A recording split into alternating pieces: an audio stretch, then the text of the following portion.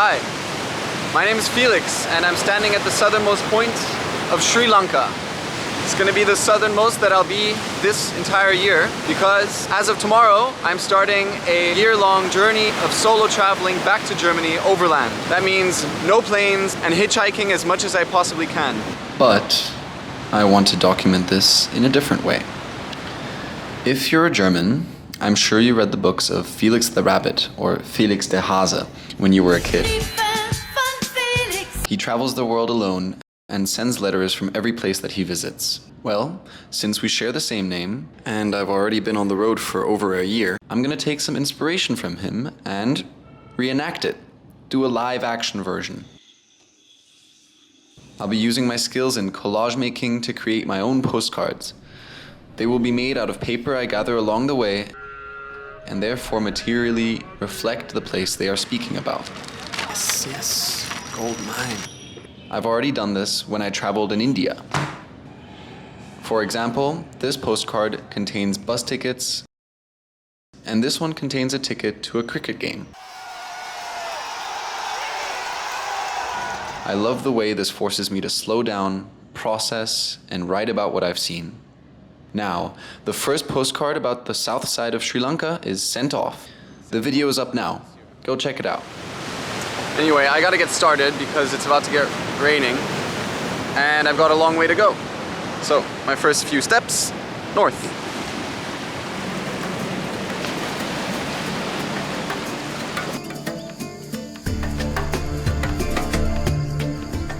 Dear me, tomorrow the journey begins, and by the time you hold this postcard in your hands again, you'll have changed in ways you can't even imagine. What a crazy time it is that you have ahead of you.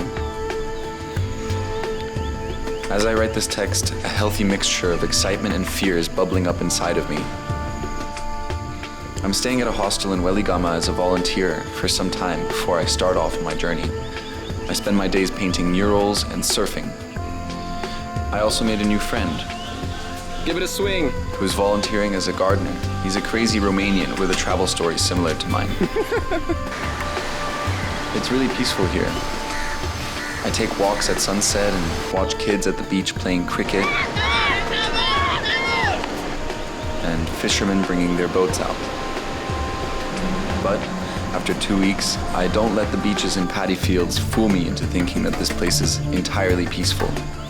The South is a wild place. And no, I'm not talking about the animals that live here. I'm talking about the hidden ferocity of the notorious mafia that runs these party towns in the South. Legend says they extend their influence through a network of tuk-tuk drivers, controlling the drug trade and virtually every other business. The South is all about knowing the right people. Anyway, I've got to pack up and send this letter.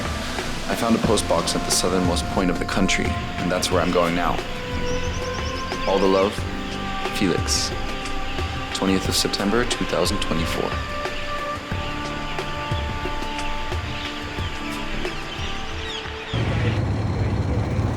Hey, my dear friend. You know how some days things just fall into place? Well, I feel blessed to say that my first day of my journey from Sri Lanka to Germany was one of those days. My friend Andre and I hitchhiked to Kandy today, and I want to share with you a step-by-step instruction of how we did it. 1. Grab a big breakfast and bring snacks. Never hitchhike hungry. 2. Get to a good spot and give the drivers your best smile whilst moving your hands like you're dribbling a basketball. 3. This is an optional step. Hitchhike in style. Get in an elegant BMW as your first ride of the day. 4. Respect the local laws. So what is it that you are doing right now? Trying to hitchhike? 5. Always thank the drivers. Bye-bye! Onwards! We are now in Colombo. 6. Go vote? So our hitchhiking side quest has brought us into a little bit of a weird location, and that is, we are voting. We are voting. Today is election day in Sri Lanka. 7. Always remember to stay hydrated and take breaks. 8. Finish strong. Turbocharged! Get in a rally car and overtake everything in sight. 9. Arrive at your destination. 10. Another optional step. Get your stuff stolen by the hostel's resident monkeys. 11. This is a mandatory step. Unwind with some ecstatic dance. So, if you're ever curious about how to hitchhike from Weligama to Kandy for 0 rupees, now you know. I hope the instructions were clear.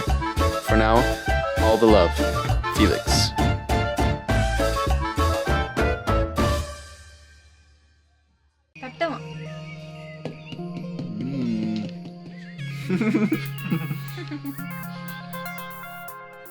Dear friend, I'm currently doing the Peko Trail in Sri Lanka's highlands with my friend Andre. We've been walking for a week and I'm starting to feel green. And no, I don't mean sick. I'm just saying that everything around me is so fucking green. Green forest, green jungle, green animals, green fruit.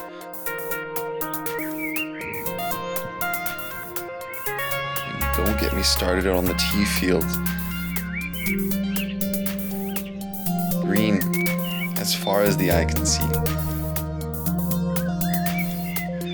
I feel seriously unprepared to explain to you the kinds of it that exist here.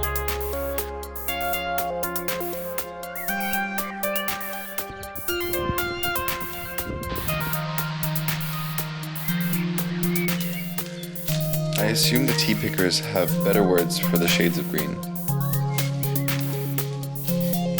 They spend their days shuffling between endless rows of plants and plucking out exactly the right color.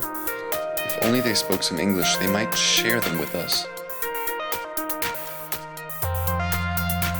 We've still got 150 kilometers left on this walk, and at the moment, I feel as though I'm overdosing on chlorophyll.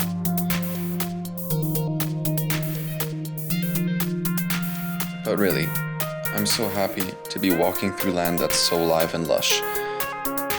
I'll be sharing more about this green trail very soon. All the love, Felix.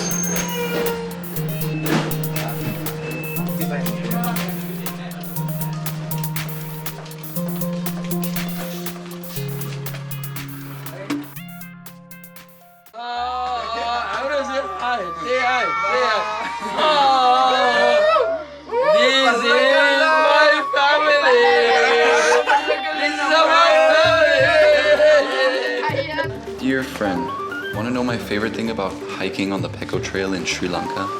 It's so much more than just a hike through wilderness. We're strolling through little towns that hardly see foreigners. The villagers are so welcoming. Curious faces, kids giggling as they try out their English, and so many smiles.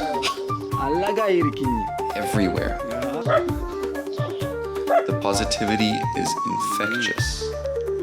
I haven't stopped smiling since I started walking. Still, I feel a bit overwhelmed sometimes. Thankfully, Andre is a total social butterfly. He makes friends with just about anyone. We've been invited into people's homes, where they've fed us and given us a place to sleep. One of the most memorable moments was when a family hosted us even though they were in the middle of moving. I was taught Tamil by the kids. We played board games. And we had our first ever try of beetle nut.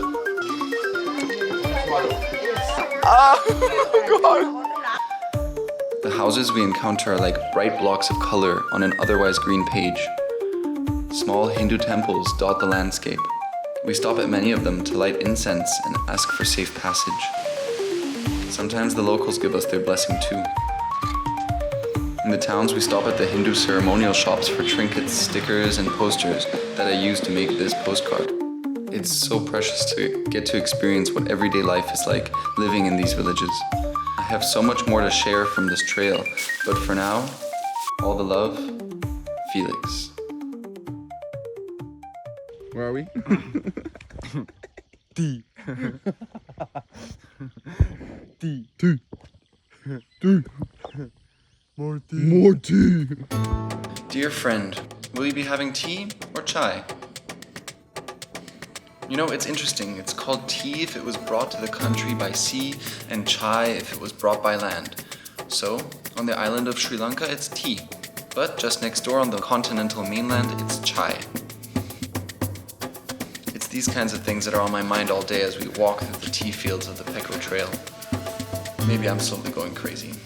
And this right here is Taylor's seat, and is also known as the first place where tea was planted and to see if it was profitable and if it could grow well. And well, judging by what you see behind me, it was a great success. During the 133-year British colonial rule of Sri Lanka, over 1 million Tamil people were brought over from the Indian mainland to work the tea estates.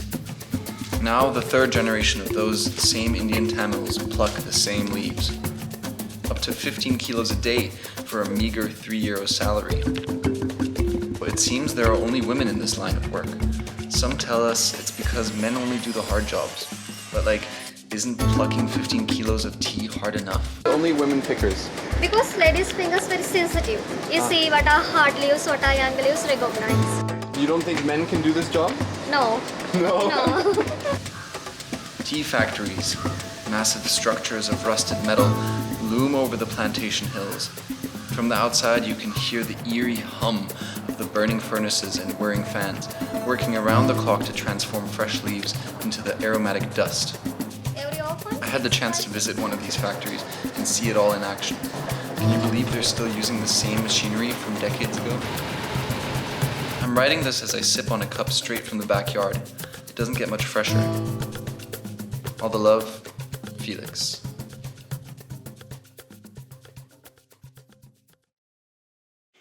Dear friend, you know, solo travel can be so overwhelming when you constantly have to figure out what comes next. Well, that's exactly why I don't want my time on the Peko Trail to end. For 2 weeks now, I had all my decisions made for me by a little orange dot that marked the path. I've relished in this rhythm and routine. Wake up, walk, eat, sleep, repeat. The simplicity has been liberating. Being surrounded by nature for the entire day and hearing its music brought peace to my mind. However, by far the best thing about the trail was the people living on it. We made many friends, such as when we got invited to play cricket with the local team.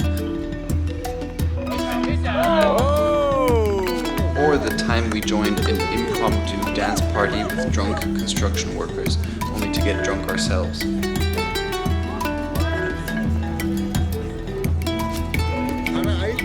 I'll miss getting to walk together with my friend Andre. I'll miss our walking sticks that we had decorated extensively with things found on the path. Hell, I might even miss the leeches.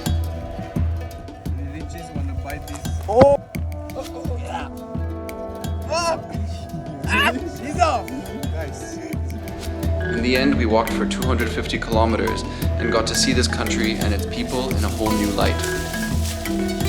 I hope to do more long-distance walks like this one in other countries on my journey home. But one thing is for sure, I would never do it alone. All the love, Felix.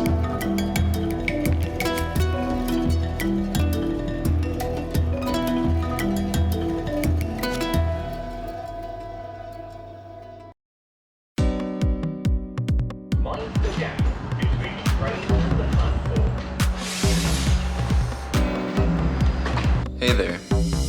This train journey from Ella to Kandy is said to be one of the most beautiful in the world.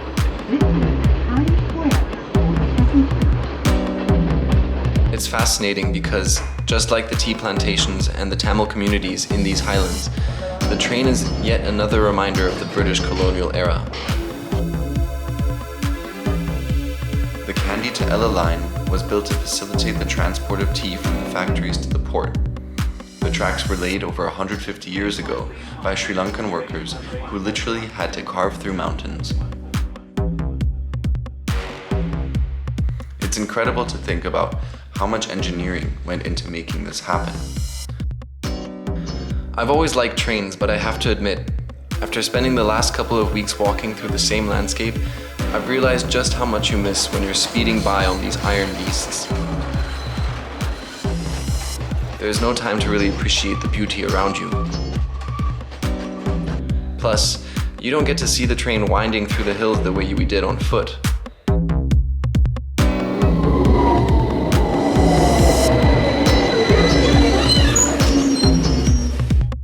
Please mind the gap between the train and the platform. We actually walked on the tracks a few times during our hike.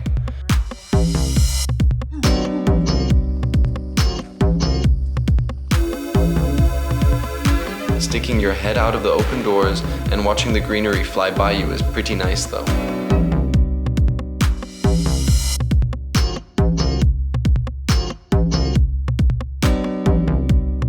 The next station is Hampstead East. Please mind the gap between the train and the platform. As we ride, I keep recognizing little corners of no man's land. And in just 6 hours, we're back where we started our trek 2 weeks ago. This really puts into perspective how much we take for granted in terms of modern transport. Anyway, after all that, it's back to civilization for me now. All the love, Felix. Mind the gap between the train and the platform.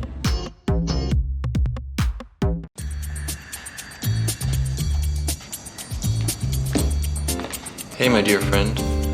I'm in Kandy for a little while, taking a much needed break after the long walk. I like it here. The whole city is surrounded by tall, lush mountains, and there's a beautiful lake right in the city center.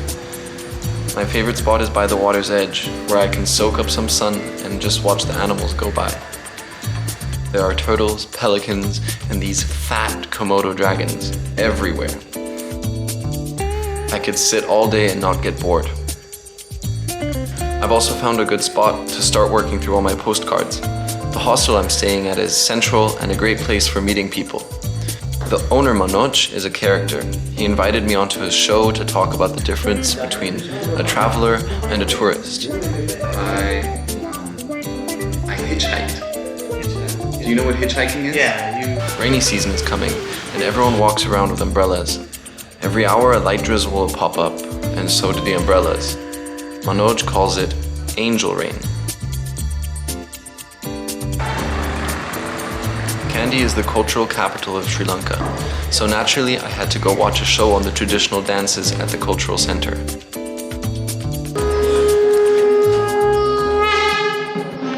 This show brought to life scenes from Sri Lanka's epic tales of kings and heroes. The rhythmic beating of drums combined with the tinkling of metal anklets as the dancers spun and flipped created a mesmerizing spectacle. The performance culminated in a fiery finale.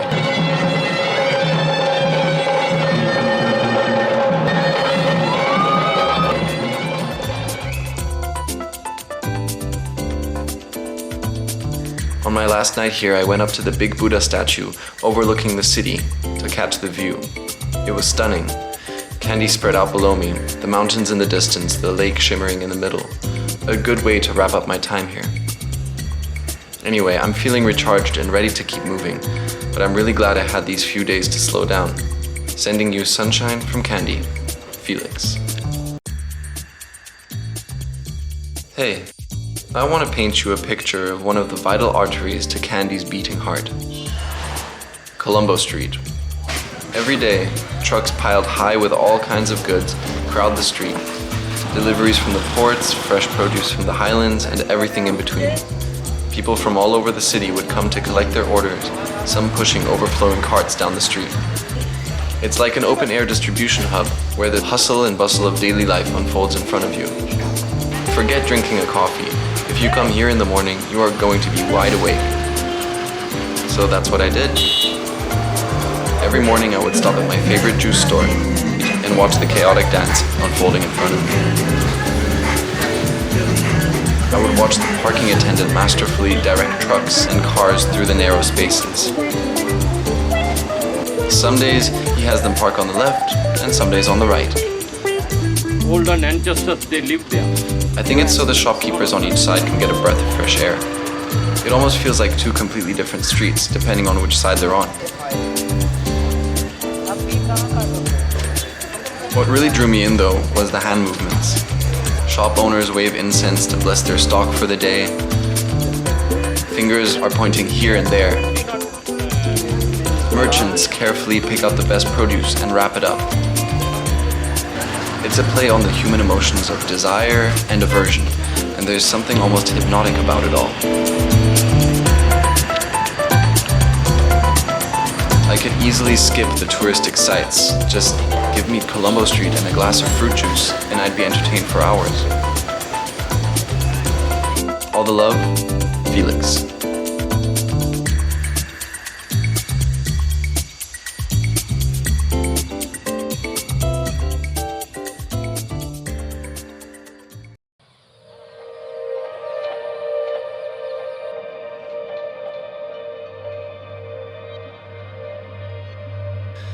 Dear Dad, I've arrived in the ancient and sacred city of Anuradhapura to visit a tree.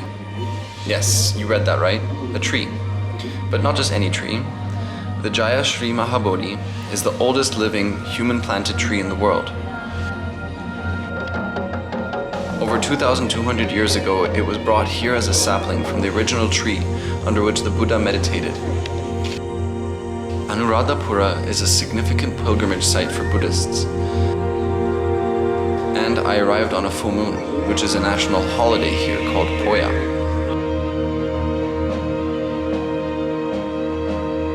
A time for families to gather, go to temple, light candles and pray together. I sat for hours under a large stupa that seemed to glow like a giant moon had landed on Earth. Although I'm here alone, I prayed for my friends and family, and I felt your presence close by. For the past few days, I've been volunteering at an ashram as a painter. The work is simple yet fulfilling. The owner, with his warm spirit and beautiful singing voice, often invites friends over to make music. I even joined in and gave my vocal cords a stretch.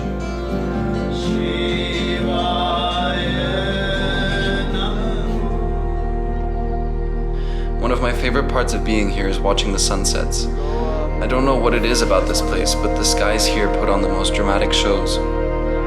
Every evening, the horizon erupts in vivid color. I'm overcome with gratitude for this journey and the privilege of exploring the world in this way. This will be the last predominantly Buddhist city I visit before continuing my journey overland back to Germany. Experiencing one more Poya here feels like the perfect send-off as I prepare to step into the worlds of Hinduism and Islam. Buddhu Saranai, blessings of Buddha. Felix.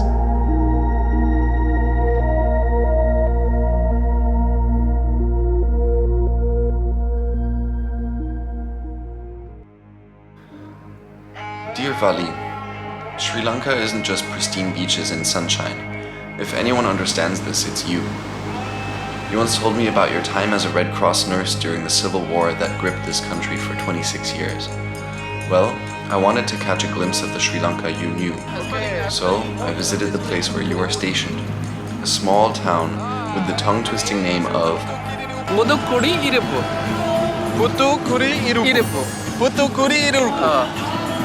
Standing before its war memorial, I imagined you here years ago, offering care amidst the chaos and conflict. It was really the place of the final battle. The Sri Lankan army bombed this place to bits as a way to finish off the Tamil Tigers. Yeah, it's part of visiting a country is also not ignoring the fact that there's a dark side that I think shouldn't be forgotten. I continued north to Jaffna, where I found more traces of the war, but also an extraordinary story of resilience. Abandoned buildings with bullet-riddled walls stand as dark reminders of the past, but there's many freshly painted structures that speak of renewal. One place that had left a deep impression on me was the public library. Once burned to the ground along with its catalog of over 97,000 documents, it has since been restored. Today, it's more than a library. It's a symbol of the city's strength and determination to rise from the ashes. Despite the dark history, my time in Jaffna has been uplifting. My host and his family welcomed me with open arms, embodying the warmth and kindness that thrive in this region.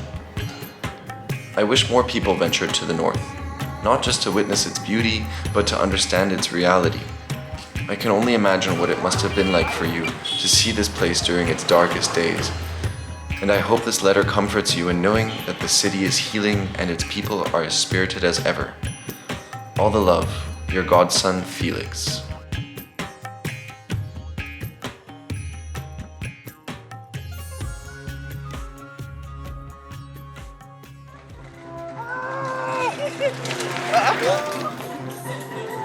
Hey, my dear friend. So I want to tell you the story of a little island called Delft off of the coast of Sri Lanka. We used to only live a few kilometers from the real Delft in the Netherlands, so I thought it was fitting to send this letter to you. To get there, my friend Joy and I took a bus, then a boat, a mini tractor, and, in typical Dutch fashion, bicycles. We set off to explore the flat plains and many puddles of this remote land.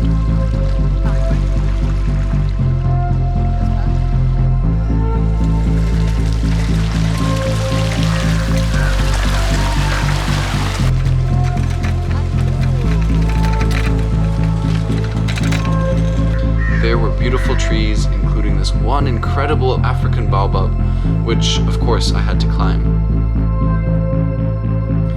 Curiously, we found the remnants of a horse stable, but no horses in sight. So, my friend, to continue with this Dutch metaphor, I have to tell you why we are here. We are searching for those horses.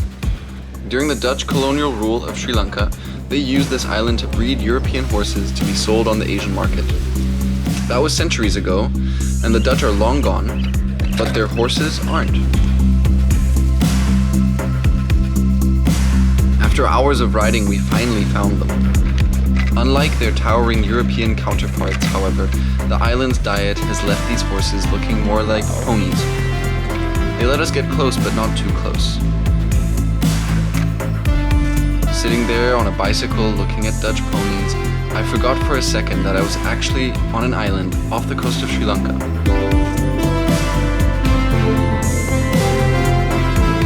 I savored the familiarity in such an unfamiliar place.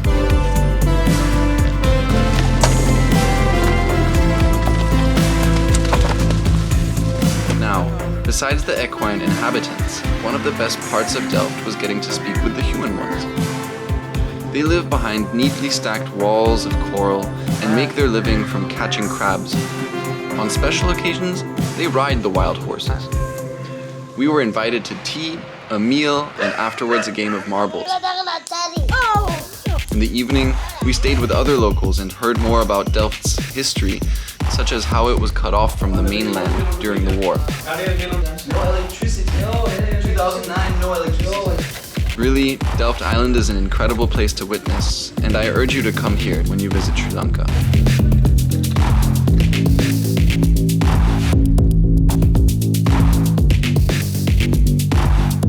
P.S. Please be aware that the quality of the road is not included in this letter's Dutch metaphor.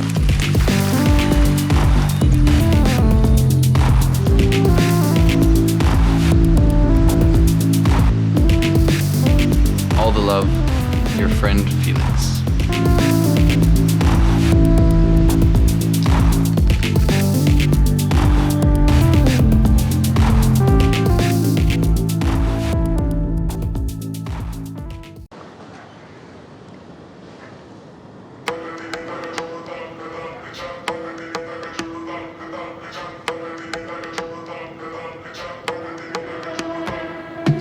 Dear friend, I love exploring public transport in different countries. It's a window into daily life and how people move through their routines. Sri Lanka's buses and tuk-tuks were particularly captivating to observe. The buses are massive metal beasts barreling down narrow roads at breakneck speed, often passing within centimeters of anything in their path. The drivers, though seemingly reckless, are masters of their craft. With years of experience, they've perfected the art of maneuvering through chaotic streets, avoiding collisions by the slimmest of margins, all while blasting music at full volume. On the inside, the shrines to the deities, adorned with fresh flowers, are seemingly the only things keeping passengers safe amidst the chaos.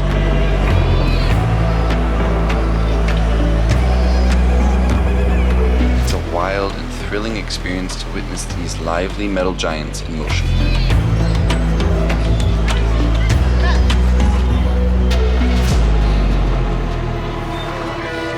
Then there are the tuk-tuks. They don't look it, but these three-wheelers are impressively versatile, conquering all terrains with ease. Talk about three-wheel drive. Everywhere you look, you will find them. After all, there are over 1 million of them on this small island, and most have been fixed up and pimped countless of times. I couldn't help but smile at the quirky slogans and stickers plastered on their frames, offering a glimpse into the humor of their drivers.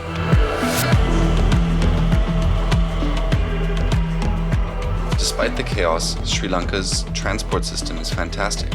It's efficient, accessible, and remarkably affordable, making it easy to explore the island's wonders.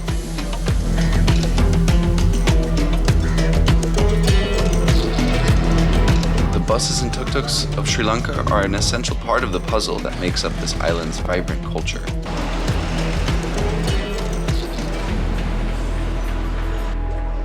All the love, Felix.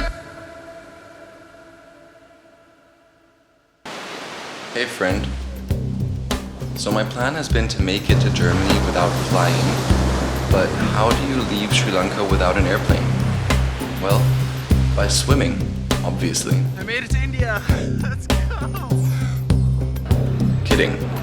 Actually, there's been a new ferry running between the two countries for the last couple of months, and I plan to take it.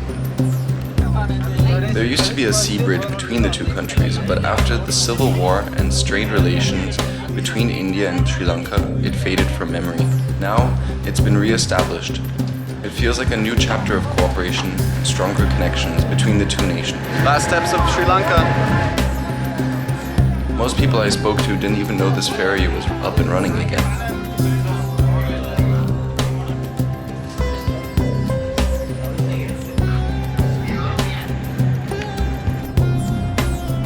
As I sailed over the Palk Strait, I reflected on my time in Sri Lanka and what things I was leaving behind. I consider myself so lucky for having been able to see so much of this beautiful island, and I hope to come again someday. I was also looking ahead at my time in India, and I couldn't wait to see what this country had in store for me. In just 4 hours, I landed in the coastal city of Nagapattinam. I have arrived in India. Immigration took a solid 2 hours, so by the time I stepped outside, it was night. I was in a random town, no SIM card, no local currency, and no idea where I'd sleep. I ended up setting up my tent near the harbor, and of course I was immediately reminded of a classic Indian experience. You're never really alone in this country. So, now begins my time in India, and I'm very excited for it. All the love, Felix.